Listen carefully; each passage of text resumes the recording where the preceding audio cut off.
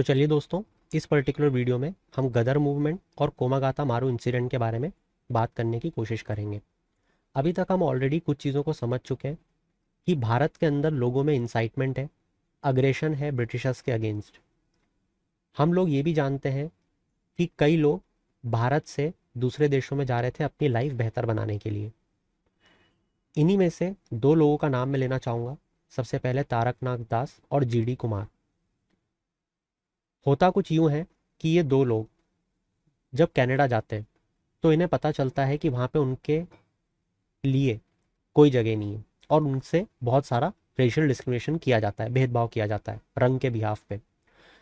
तो जब वो बैठ के सोचते हैं तो उन्हें पता चलता है कि ये भेदभाव इसीलिए किया जा रहा है क्योंकि वो एक फ्री कंट्री से बिलोंग नहीं करते हैं। वरना आज अगर हमारे लोग कनाडा में जाएं, भले हमारे रिलेशन अभी भी अच्छे नहीं है, तो क्या हमें कोई भगा सकता है वहाँ से? जवाब है नहीं। मगर उनको वहाँ पे रेशियल डिस्क्रिमिनेशन का सामना करना पड़ा।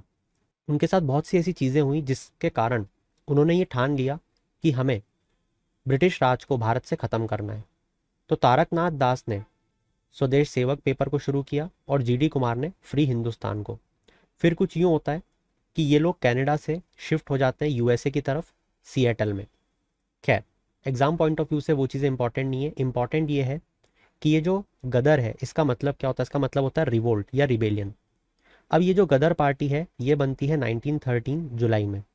इसके इंपॉर्टेंट मेंबर्स के नाम पूछे जाते हैं आपसे, जैसे सोहन सिंह भाकना इसके प्रेसिडेंट थे, लाला हरदयाल इंपॉर्टेंट मेंबर, उधम सिंह, राज बिहारी बोस। ये राज बिहारी बोस वही हैं जिन्होंने हार्डिंगे को ऊपर मारा है। इसी के साथ इस गदर पार्टी का नाम पहले हुआ करता था पैसिफिक कोस्ट हिंदुस्तान एसोसिएशन। ये भी आपसे पूछा जाएगा। और इसको कहाँ पे फॉर्म किया गया? जवाब है यूएसए। इसका हेडक्वार्टर कहाँ था? युगांतर आश्रम इन सैन फ्रांसिस्को। एक गदर नाम का न्यूज़पेपर भी बनाया गया था जिसे हिंदी और गुरुमुखी में वीकली न्यूज़पेपर था ये, इसे पब्लिश किया जाता था। कैप्शन दिया जाता था इसमें अंग्रेजी राज का दुश्मन। हालांकि जनरल पॉपुलेशन से इसको कोई बहुत ज़्यादा सपोर्ट नहीं मिला, मगर होता कुछ यूँ है कि ये सारे लोग मिल के एक म्यूटिनी करने की कोशिश करते हैं ब्रिटिश इंडियन आर्मी में इन फरवरी 1950, और उसके लिए वो भारत आने का प्लान भी बनाते हैं। मगर ये कॉन्स्पिरेसी लीक हो जाती है और धीरे धीरे करके सारे लीडर्स को ब्रिटिशर्स अरेस्ट कर लेते हैं और ये म्यूटिनी पूरी तरीके से फेल हो जाती है। मगर ये गदर मूवमेंट इस पूरे फ्रीडम स्ट्रगल या इंटरनेशनल मूवमेंट का वो ऐतिहासिक पल है जहाँ पे बाहर बैठे कुछ लोगों ने एक्सट्रीमिज्म का सहारा लिया। आप यहाँ पे साफ तौर पे देख सकते हो, इन लोगों का भी यही मानना होगा, तभी इन्होंने ये एक्शन लिया। और यही इन लोगों का मानना था कि ब्रिटिश राज को अगर हटाना है तो उनसे हाथापाई तो करनी पड़ेगी। ठीक है, तो एग्जाम पॉइंट ऑफ व्यू से यहाँ पे इंपॉर्टेंट क्या है, एकदम कंसाइज फॉर्म में मैंने आपको बता दिया है कौन से इंपॉर्टेंट मेंबर के नाम आपको याद रखने हैं, इनके प्रेसिडेंट का नाम, इसका हेडक्वार्टर कहाँ है। कहानी किस्सों में बिल्कुल मत जाना, ठीक है, एकदम स्टैटिक चीज़ पढ़ो, छोटी छोटी, यही में से क्वेश्चन आएगा अगर आया तो। इसी के साथ साथ यहाँ पे एक कोमागाता मारू इंसिडेंट भी होता है।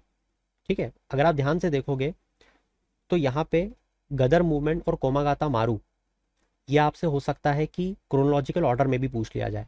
अबे कोमागाता मारू इंसिडेंट क्या था, इसको समझते हैं। देखो होता क्या है कि एक 376 फ्रस्ट्रेटेड इंडियन से भरी शिप जो है वो कलकत्ता में डॉक होती है 1914 में। वो बेचारे ऑलरेडी इतने परेशान थे, मैं बताऊंगा क्यों थे। वो बेचारे अपनी ज़मीन पे उतरना चाह रहे थे अपने देश की, ठीक है, मगर ब्रिटिश राज ने उन्होंने उनको एक पॉलिटिकल एगिटेटर का नाम दे के मना कर दिया। इनफैक्ट जब उन्होंने ज़बरदस्ती करी कि नहीं हम तो उतरेंगे, हमारा देश है, उन्होंने 19 लोगों को उड़ा भी दिया। अब ये पूरी कहानी क्या थी मैं आपको ये समझाता हूँ। देखो, तो ये कहानी शुरू होती है कोमागाता मारू शिप की। ये कोमागाता मारू शिप का नाम है जैसा आपको पता है। ये हांगकांग से डिपार्ट होती है 376 इंडियन पैसेंजर को लेके। ये मई में लगभग आप देख सकते हो कि एक महीने से भी बहुत ज़्यादा कनाडा पहुंच जाती है। अब जब ये कनाडा पहुंचती है तो वहाँ पे जो वैंकूवर पुलिस होती है वो लोग इन लोगों को अंदर नहीं आने देते, हाथापाई भी हो जाती है। जो 30 इमिग्रेंट्स हैं वो इंजर्ड हो जाते हैं। चलो कोई बात नहीं, मगर फाइनली जुलाई तक आते आते वो लोग केस भी लड़ते हैं अपने लिए, मगर सरकार पे जू तक नहीं रेंगती है, वो उन्हें भगा देते हैं वहाँ से। 1914 में बंदूक की नोक पर कोमागाता मारू शिप को वापस से भारत की तरफ डाइवर्ट कर दिया जाता है। अब वो बेचारे सितंबर में वापस कैलकाटा में आके पहुंचते हैं। यहाँ पे उन्हें ब्रिटिशर्स रोक लेते हैं। तो फाइनली जब वो लीडर्स रेजिस्टेंस दिखाते हैं ब्रिटिशर्स को, तो वो लोग फाइनली उन पे बंदूक चला देते हैं, गोलियां चला देते हैं और 19 लोग मर जाते हैं। तो ये पूरी जो कहानी थी, इसने पूरे भारतीय समाज को झंझोर के रख दिया था, है ना। अब आपसे एक क्वेश्चन ये भी पूछा जा सकता है, क्योंकि मैंने आपको अभी ये बताया कि हांगकांग से चली ये शिप, राइट। इसमें एक क्वेश्चन आपसे और पूछा जा सकता है दोस्तों कि जो कोमागाता मारू शिप है, ये जापानी शिप थी क्या? जवाब है हाँ। वैंकोवर कहाँ पे आता है? जवाब है कनाडा। इसी के साथ ये जो पूरा इंसिडेंट था, इसने बूस्ट दिया गदर मूवमेंट को। अब आपको यहाँ पे एक चीज़ और समझ में आना चाहिए, और वो ये है कि हर चीज़ अलग थलग नहीं चल रही है। आप ध्यान से देखो, मैंने आपको क्या बताया। मैंने आपको बताया कि ये दो लोग इस रिवॉल्यूशन को, गदर मूवमेंट को शुरू करते हैं। धीरे धीरे यहाँ पे नए प्रेसिडेंट, नए लोग जुड़ जाते हैं। मगर जब ये गदर मूवमेंट शुरू हुआ, उसी के बीच में ये कोमागाता मारू इंसिडेंट हो जाता है, और ये इंसिडेंट गदर मूवमेंट को और ज़्यादा स्ट्रेंथन कर देता है। आप ये सोचो कि गदर मूवमेंट को इतनी स्ट्रेंथ कैसे मिल गई कि इन्होंने म्यूटिनी करने की सोच ली कि भारत में आके हम नष्ट कर देंगे ब्रिटिश इंडियन आर्मी को। वो इसलिए मिली क्योंकि जब कोमागाता मारू इंसिडेंट हुआ, तो इन लीडर्स को ये लगा कि अगर अब हम भारत जाएंगे तो हमें सबका सपोर्ट मिलेगा। समझ रहे हो? तो यहाँ पे ये जो दोनों इवेंट हैं, ये दोनों एक दूसरे से जुड़े हुए हैं, और आपको इसी तरीके से इसे याद रखना चाहिए। अब क्योंकि हम 1914 की बात कर रहे हैं, तो नेक्स्ट लेक्चर से हम लोग बात करेंगे about the world war one, क्योंकि इसी समय वर्ल्ड वॉर वन भी शुरू हो चुकी है।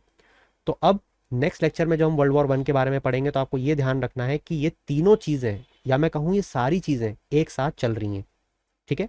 So that's it from my side for this particular topic. Indian keep shining. Have a good day.